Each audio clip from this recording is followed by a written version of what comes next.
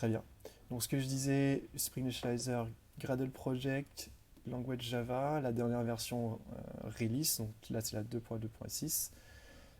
Les informations metadata pour le projet. Le WAR ici, ce que je disais, c'est que c'est plus facile d'utiliser WAR si vous faites un déploiement sur Tomcat. C'est probablement là-dessus que vous êtes déployé, donc c'est un bon choix le WAR. Et puis finalement la version de Java. La version de Java, la 14, elle est sortie en mars, donc c'est la plus récente. Mais dans les versions de Java, il y a un concept de LTS. Donc les LTS, c'est les long term support. Je peux éventuellement vous montrer la page wiki.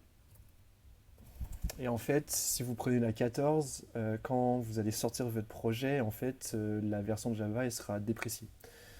Donc si vous regardez ici le graphique, le tableau, pardon, donc Java 14 qui est sorti en mars, donc c'est la dernière version, End of Free Public Release, c'est à la fin de cette année en fait. Du coup, ça veut dire que si vous livrez votre projet en début d'année prochaine, vous allez livrer avec une version de Java qui est dépréciée. Donc, bien évidemment, vous pouvez monter de version de Java en cours de route, mais idéalement, quand on fait un projet un peu sérieux en production, on cherche à utiliser des versions LTS, donc Long Term Support. Donc celle-là, la 11, elle est supportée jusqu'en 2024. Donc je vous conseille de prendre celle-là. Éventuellement, si vous voulez des fonctionnalités spécifiques à la 14, vous pouvez la prendre, bien évidemment, mais n'oubliez pas de monter de version sur la 15 avant de livrer votre projet. Voilà, donc ça c'est pour la partie comment dire, construction d'application. Et puis à droite, il y a les différentes briques Spring.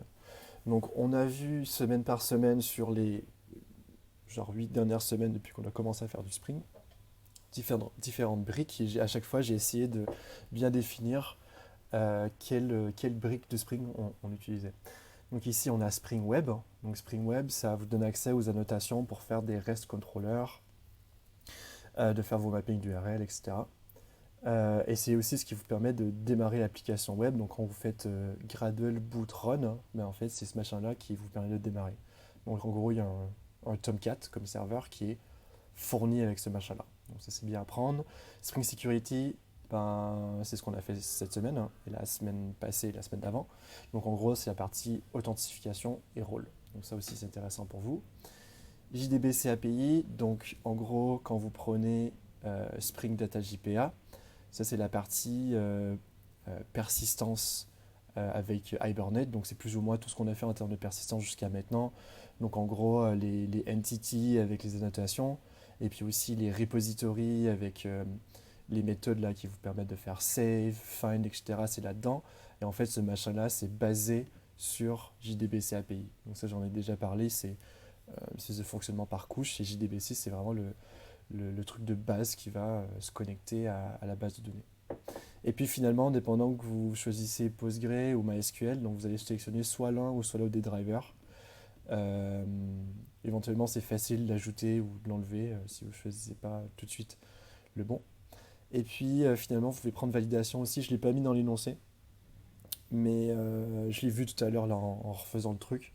La validation, c'est les annotations de type arrobas not nul, hein, ou arrobas lent qu'on a vu brièvement il y a quelques semaines sur l'application Cities, donc qui vous permet de valider vos entités d'un point de vue des contrôleurs et aussi d'un point de vue de la base de données. Donc une fois que vous avez fait ça, ben, vous faites Generate, ça va vous télécharger un zip, et ça en gros c'est votre application Spring. On va regarder vite fait ici dans l'IHM qu'est-ce que ça génère comme fichier. En gros, ça génère un build.gradle. Si on regarde un petit peu dedans avec les différentes dépendances qu'on a définies, donc là ici on a DataJPA, on a JDBC, etc. Et en gros, ça va vous permettre de démarrer l'application Spring grâce à Gradle. Et après, il y a la hiérarchie des dossiers, donc SRC, main Java avec le car application et le main qui est ici. Donc assez classique au final, et ça vous donne une espèce de squelette qui vous permet de démarrer. Donc si je reviens, donc l'idée, ben, quand vous démarrez un projet, vous pouvez, donc là j'en ai démarré un nouveau sur GitHub, hein. Sur GitHub vous avez des dépôts privés illimités aussi si vous voulez le mettre en privé. Et du coup, si vous créez un nouveau projet comme ça, euh, vous pouvez éventuellement créer un dossier racine client et un dossier racine serveur. C'est un peu différent que ce que vous avez proposé comme architecture dans le passé où le dossier client était à l'intérieur du dossier serveur. C'est peut-être plus propre comme ça. Et puis éventuellement un dossier docs dans lequel nous on va écrire notre documentation pour les 2 prochains jours. Donc une fois que vous avez créé ça sur GitHub, ben, vous faites clone en local et puis après vous dézippez le Spring Initializer. Je vais vous montrer à quoi ça ressemble, genre le truc qui traîne pas loin. Ouais, c'est là. Il faut juste que je change d'écran.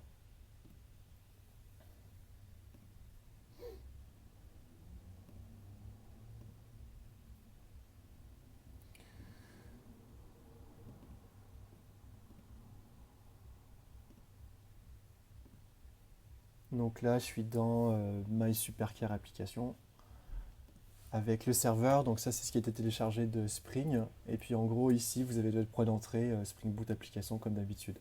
Bien évidemment, les différents packages qui sont là, bah, c'est ceux qu'on a fait dans le passé, hein. Donc vous allez avoir Services, Repository, etc. Donc ça, bien évidemment, vous pouvez vous inspirer de ce qu'on a fait dans le passé. Ça ne bougera pas tant que ça. Dernier truc que je voulais vous montrer, c'est que ici, bah, dans le client, j'ai une application Angular. Donc si vous choisissez Angular ou vous choisissez du bon vieux JS écrit à la main ou du React, bah, vous allez avoir votre application client ici. On se rappelle, une application Angular, c'est assez facile à démarrer. Vous allez ouvrir dans un terminal et c'est ng init. Et puis là, vous pouvez faire genre client. Je l'aurais appelé car par exemple. Et puis, du coup, ça va démarrer votre appli. Et puis, dans le package.json, vous avez les différentes versions de vos dépendances pour votre application Angular. Assurez-vous que l'Angular qui est installé sur votre machine avant de démarrer, il est assez récent. Parce que c'est ça qui va déterminer en fait les versions d'Angular qui sont définies dans le package.json. Bien évidemment, vous pouvez les monter de version plus tard, mais voilà.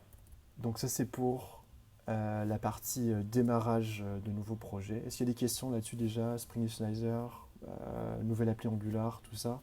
Ah ouais, la première chose qu'il va falloir faire dans l'application Spring, c'est ici dans le main, dans Resources, vous allez devoir configurer l'application.properties qui va donner entre autres à l'appli comment elle va se connecter à la base de données. Donc ce sera le premier truc à faire. Mais encore une fois, vous pouvez réutiliser ce qu'on a fait dans les précédentes semaines.